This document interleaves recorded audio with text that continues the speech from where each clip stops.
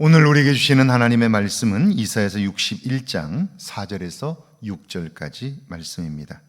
그들은 오래 황폐하였던 곳을 다시 쌓을 것이며 옛부터 무너진 곳을 다시 일으킬 것이며 황폐한 성읍 곧 대대로 무너져 있던 것들을 중수할 것이며 외인은 서서 너희 양떼를 칠 것이요 이방 사람은 너희 농부와 포도원 지기가 될 것이나 오직 너희는 여호와의 제사장이라 일컬음을 받을 것이라.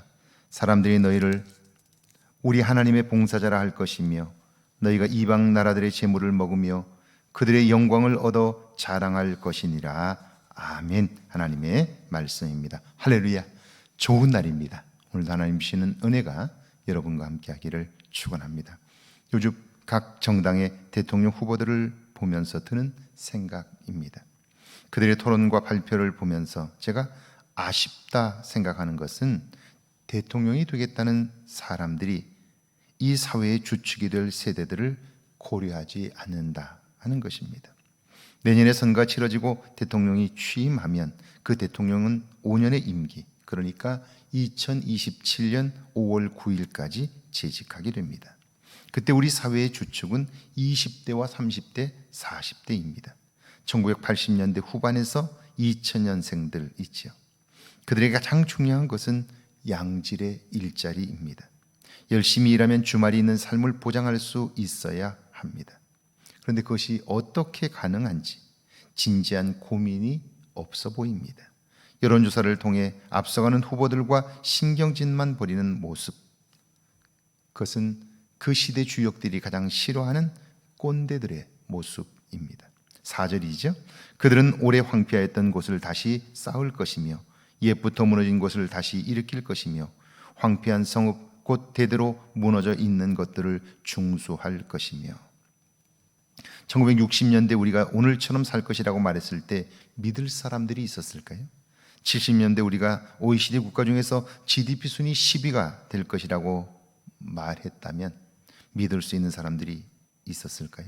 역사는 점진적이기도 하지만 그러나 한순간에 질적으로 변하는 변곡점이 있습니다. 급격한 성장이 이루어져 모두가 놀라는 거예요. 하나님이 하시는 일이 그렇습니다. 그들은 하나님께서 내가 너희의 고국으로 돌아가게 할 것이다 라고 말하자 그들은 하나같이 말합니다. 누가 그 일을 할 것이며 돌아간다고 해도 어떻게 그 일을 이룰 거냐 라고 말하는 거죠. 믿지를 못하는 거예요.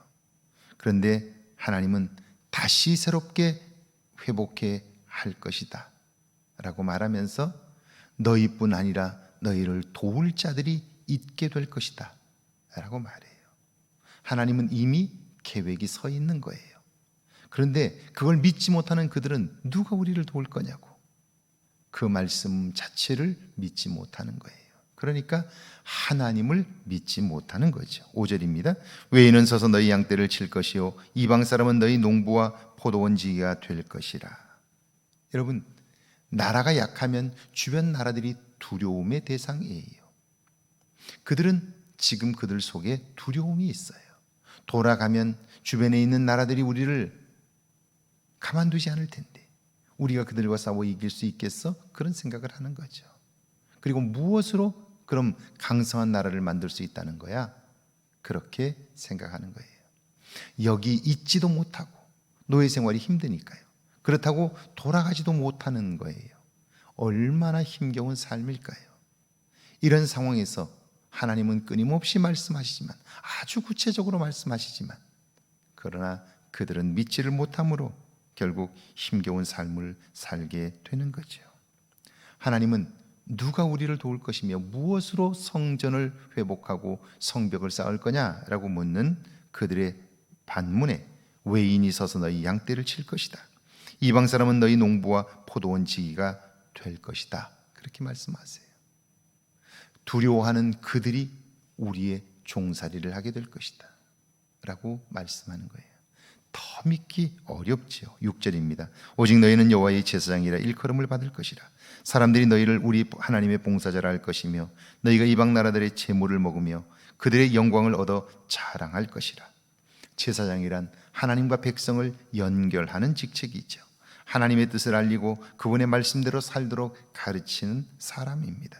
지금은 비록 무시당하고 고통을 받고 있지만 하나님은 그들을 제사장 나라로, 한 사람 한 사람을 제사장으로 세워 그 이방 백성들을 하나님께로 돌아오게 하시겠다, 그렇게 말씀하는 거예요. 하나님이 하신 말씀이니까 틀림이 없어요. 문제는 그 말씀을 믿는 믿음이 내 안에 있느냐 하는 거예요. 그래서 믿음이 없이는 하나님을 기쁘시게 할 수 없다라고 말하는 거죠. 믿음으로 하나님이 하실 일들을 기대하는 저와 여러분 되기를 주의 이름으로 축원합니다. 함께 기도합니다. 받은 은혜를 알고 은혜 안에서 살게 하옵소서. 제사장된 나의 소명을 온전히 수행하게 하옵소서. 함께 기도합니다. 하나님 아버지, 은혜와 사랑을 감사합니다. 받은 은혜를 알고 은혜 안에서 살게 하옵소서. 제사장된 나의 소명을 온전히 수행하는 복된 하루가 되게 하옵소서.